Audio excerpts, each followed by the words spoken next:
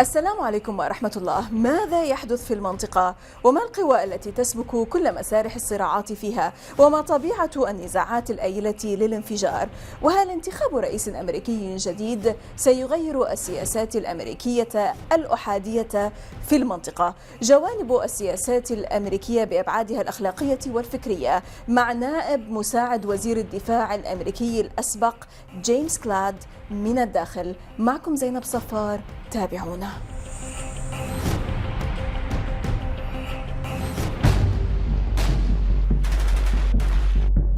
تظل الحرب تجر الويلات على المستوى الإنساني، والحروب الأربعة في العالم العربي من العراق إلى ليبيا وسوريا فاليمن فاقمت مستوى هذه المأساة واقعا بأبعاد هائلة. هذه التكاليف الإنسانية الهائلة لخصتها بالتفصيل دراسة تحليلية لأنثوني كوردمان من مركز الدراسات الاستراتيجية والدولية في واشنطن دي سي، عنوانها التكلفة البشرية للحرب في الشرق الأوسط، نظرة عامة بيانية. كورتمان قام بالعديد من الدراسات والأبحاث المتعلقة بالشرق الأوسط في المركز عينه حول سياسة الأمن الأمريكي وسياسة الطاقة وسياسة الشرق الأوسط، وعمل مستشارا لوزارتي الدفاع والخارجية خلال حربي أفغانستان والعراق. يخلص كورتمان في دراسته التحليلية إلى القول إن غياب التخطيط الواضح للاستقرار الذي سيعقب الصراع وإعادة النهوض يطرح أسئلة وإشكاليات عدة عن قيمة الجهود العسكرية التي لا تأخذ في الحسبان قضايا رئيسية في الصراع، وتؤمن الخطط الفعالة وجهود الإصلاح والتعاطي مع الانقسامات الحادة والواسعة الأيديولوجية والطائفية وسواها، والتي قد تشعل صراعات أخرى. إضافة إلى ذلك، الدراسة تثير أسئلة جدية عن قيمة الجهود الإنسانية التي تتعاطى مع الحاجات الحالية ولا تعطي آمالا جلية للمستقبل.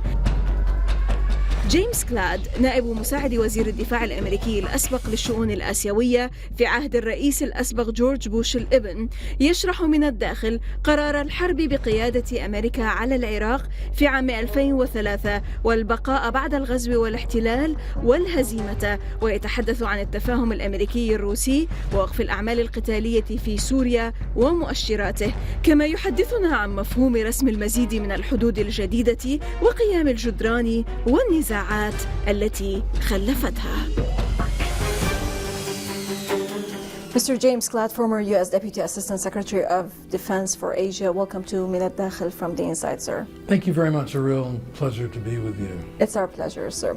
Well, James, back in 2007, you were Deputy Assistant Secretary of Defense in the Bush administration. The first question that comes to our mind is that, as an observer back in 2003, when the U.S., the Bush administration, took the decision of waging this war against Iraq, why were they that adamant on taking this decision and going to the end in it, despite of all the ambience that hovered around, and regardless of the fact that even Saddam Hussein wanted to reach a certain kind of settlement to evade this war?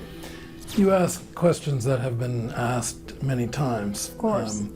I think people, of course, believe sometimes. I think there's an Arabic expression, mu'amara. It means conspiracy. Conspiracy theory. They also feel that there was ignorance, right? They feel that there was deception.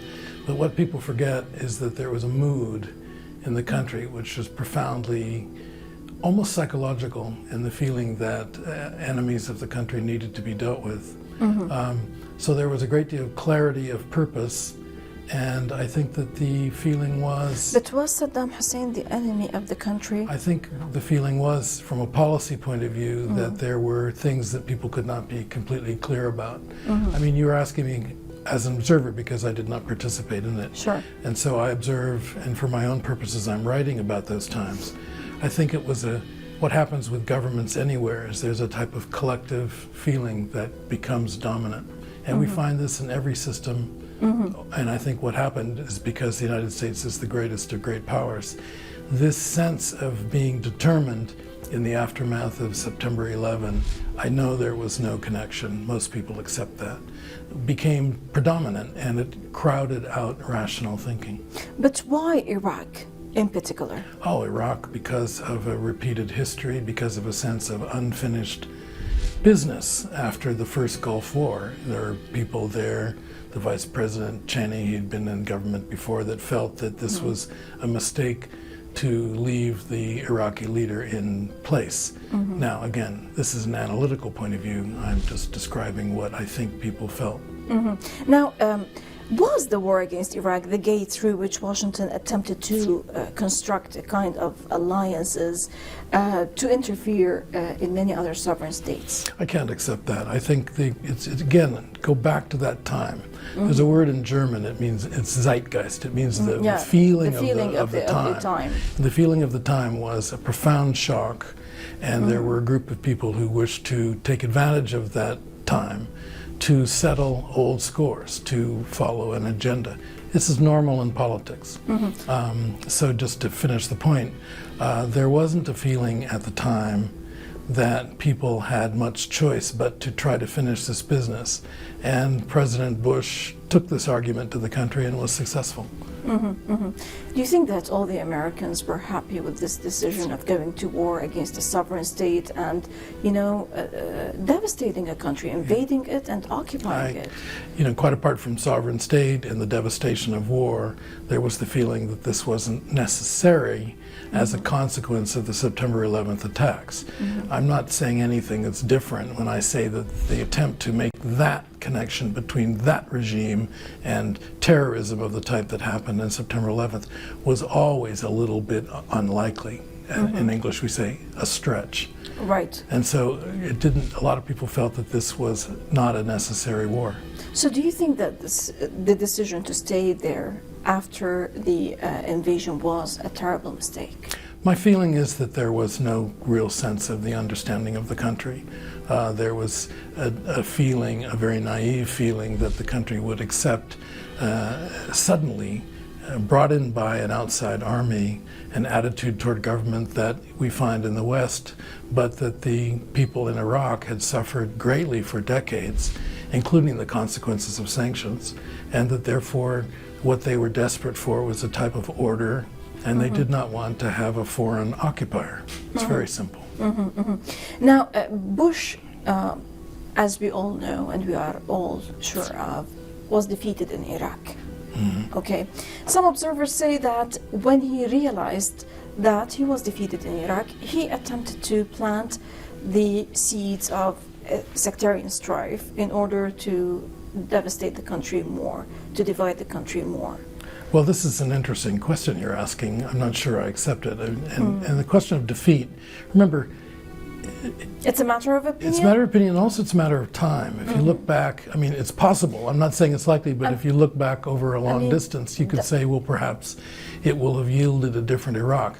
But you're quite right, in a political sense. What has Bush achieved in Iraq? Well, wait. Other than let me just finish the question. Yeah. Because the question you ask is a central one. Defeat is in the mind of the beholder. And defeat in Iraq, certainly the war aims as they were described were not realized. Certainly the occupation was anything but fully successful. Certainly the Americans stayed a great deal longer than they needed to or wanted to. And I think what really happened was there was a momentum, and they'd gone in, and the initial reaction of the country was contrary to what people had described. And then there was the question of getting through the day. And what does one army never want to do? They never want to admit defeat.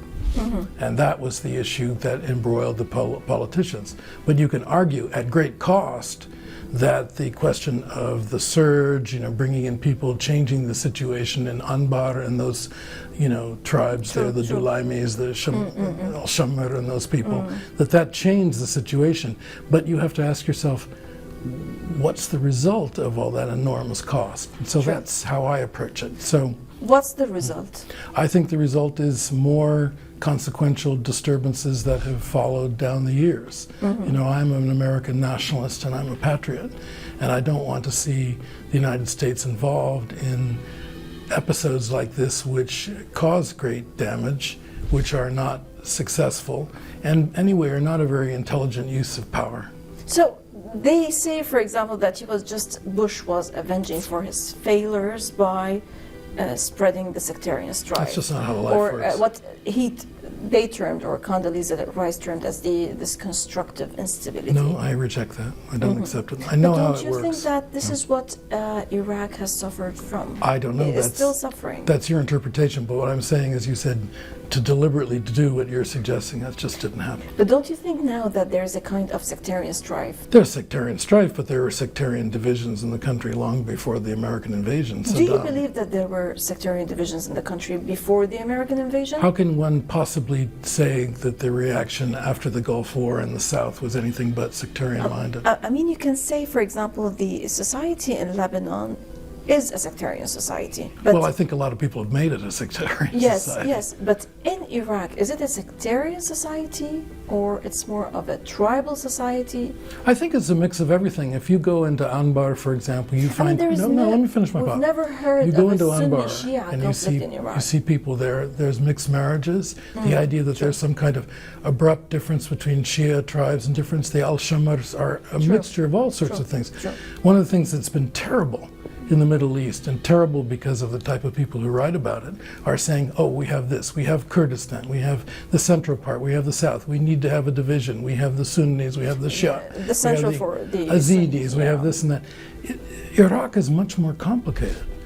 Whatever happened after 1920, that British creation, over time there was an Iraqi nationalism. There still is. So I really find this kind of discussion very tiresome. Now, the Obama administration, how do you describe its position today at the end of its term? Is it in a state of decline in the region, or is it in a state to intervene less and work with others from behind the scenes? I think there's an understandable reluctance by the American people to intervene in areas as difficult as the Middle East, but to difficult anything. The experience of intervention has not been successful overall, and that's the common feeling, right? Look at Donald Trump. He's speaking in terms of failure, the Iraq War leading to failure, leading to a decline in American influence. I think this is a common feeling. The president, although I'm in a different political party, I accept the motivation behind him, which is what? To reduce American exposure to this type of thing, to normalize with countries that we had a lot of disagreements with over time. The normalization is with Burma, for example. With Cuba. That's right. A closer accommodation with India. And now with a nuclear accord, I hope, for gradual, slow improvement with Iran. But do you think that they are leading everything and managing all the kind of conflicts from behind the scenes? I think that... Is it their kind of policy now? Well, remember, the Middle East has experience with the French, the British, and now the Americans of indirect rule, right? Using other people to manipulate this type of thing. I think that the appetite for trying to control the Middle East is now leaving the United States. Oh, yes. No question. So you mean the Middle East is not a priority anymore? I hope it's not. My work is in Asia, where we have very major challenges, where we're distracted by endless conflict in the Middle East. I think that empirically, by looking at what has happened over the decades, any Western record in trying to affect an outcome in the Middle East has been very, very complicated. Right. Mr. James Clad, allow us to stop now for a short break, and then afterwards we're going to discuss more the U.S.-Russian relations. Today. That sounds like fun. Right. إذا فاصل قصير ونعود، لا تذهبوا بعيدا.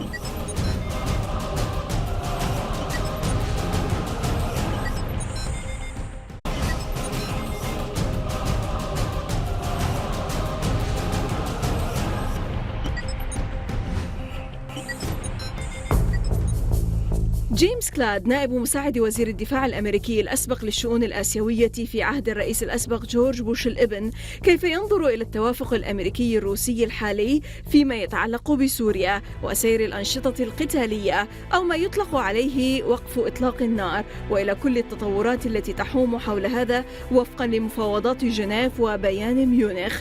وهل هذا يعني أن الولايات المتحدة الأمريكية تتموضع باتجاه علاقة شراكة مع روسيا؟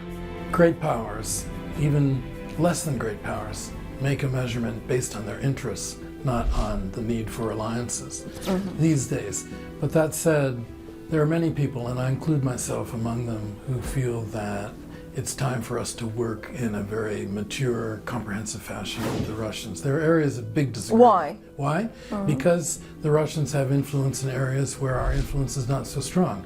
We have influence in areas where we can work with them. For example, one thing that the Russians don't talk about, but that they think about a lot, is they think about China and the idea that the Russians and the Chinese are instant and automatic friends. It's just not true. But again, international politics happen on the basis of But they wanted quiet to have a kind of understandings. dealings with their own currencies without the dollar. Now listen, that's way overestimated. Right now the renminbi is losing value as we speak.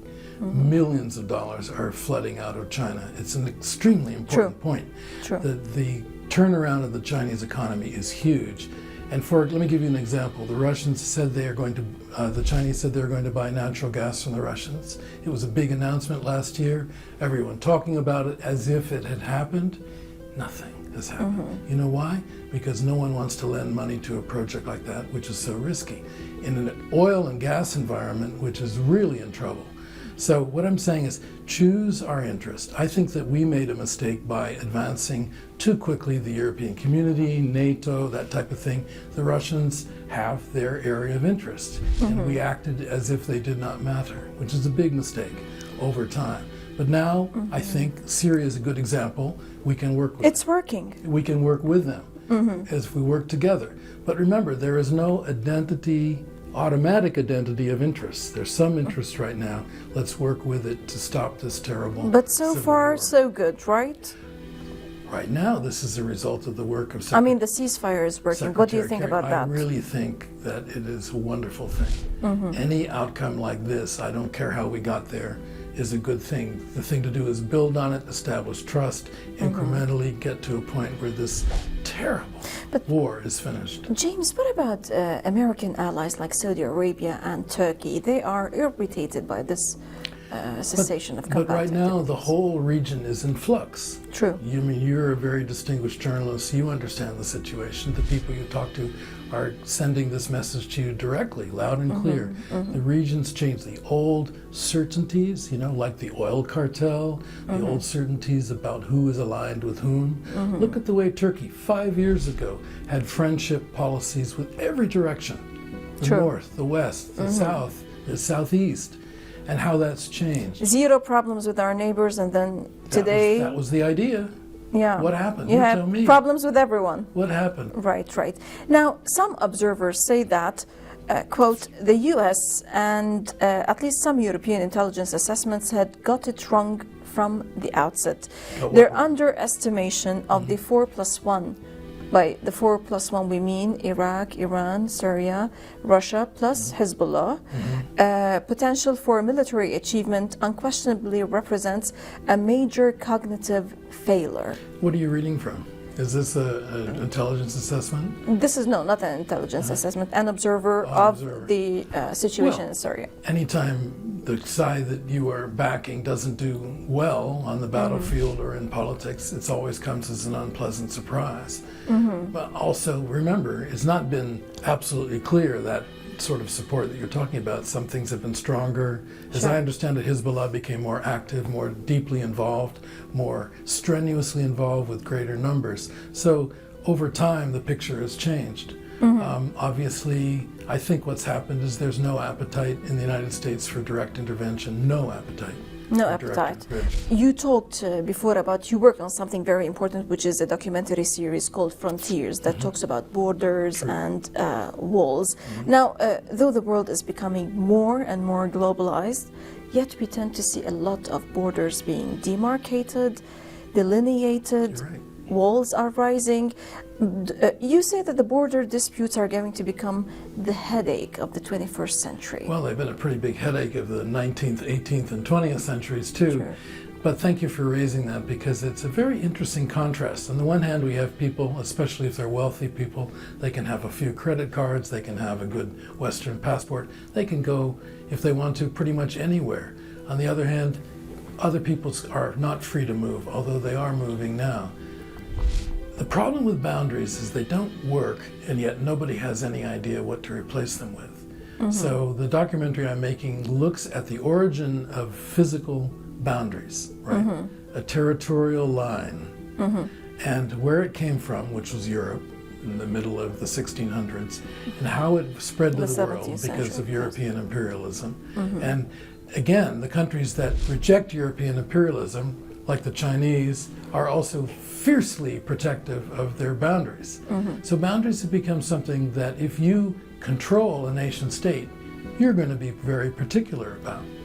So the question is, does this method prevent conflict? Does it increase conflict? Does it contain conflict? And the answer is it's changing. Now, for example, let me ask you about Syria and Iraq. Do you believe that in order to end the conflicts over there is by partitioning the two countries? I don't believe in it. I think this argument for partition always ends up being an argument that is rejected by the facts on the ground. I mean, even a place like Iraq, which looks like, you know, how many American and foreign writers have said, no, it's going to break up, it's going to break up, it's going to formally partition, right? And yet it doesn't happen because there's enough pulling them together. And the thing that pulls them together is control over oil and gas resources. And if you sit in the capital and you can do that, then you have a type of control. I don't think that partition is likely. I mean, James, do you believe that the borders are just a physical thing? Or is it also the spirits of the people have become more and more divided, for example, in these countries now? For example, a country like Syria, we rarely talked about certain kind of divisions among the people or referred to them by their sects or religions. Now we tend to talk about this more, that this area is more of an Alawite area and that area is a Sunni area and that area is... This is something, it means that those divisions and those borders are there. So they have been manufactured. You're absolutely right, but they're not I mean, the borders are a European imposition, right? But there were spheres of influence, and even remember Osmania, the Ottoman Empire at the time, they had border negotiations with Iran, with Persia at the time in the 19th century. So it's not just the Europeans imposing through imperialism these lines, which are fake and, you know, nonsensical. The other thing too is these groups. Many people say this is a Western problem. The West made the, you know, the Druze, the Alevis, the this, the that, and created more and more problems. Minorities, more and more subgroups of the certain. And remember, occupiers always like to have a reason to be there. The British did this in India. They said, "Oh, you need us. Why? Because they're the Muslims and they're the Hindus. And unless we are here, trouble." Yeah. Right. So that's a rationale for being imperialism. there. That's right. But at the same time, it's true. There are different groups. Mr. James Clad, many thanks indeed for joining us. We're going to discuss next week more, to discuss fully the issue related to China and the U.S. approach towards China. Is the U.S. turning a big eye towards China, and why? And of course, we're going to discuss the coming U.S. elections in November. Many thanks indeed for joining us. Thank you as well. You're most welcome, sir. إذا لقاء جديد في الأسبوع المقبل مع ضيف جديد وقضية جديدة ودائما من الداخل. للمزيد من التواصل بريدنا theinside@almayadeen.net وصفحتنا على الفيسبوك من الداخل. نكون فريق عمل من الداخل من كل الميادين. السلام عليكم ورحمة الله.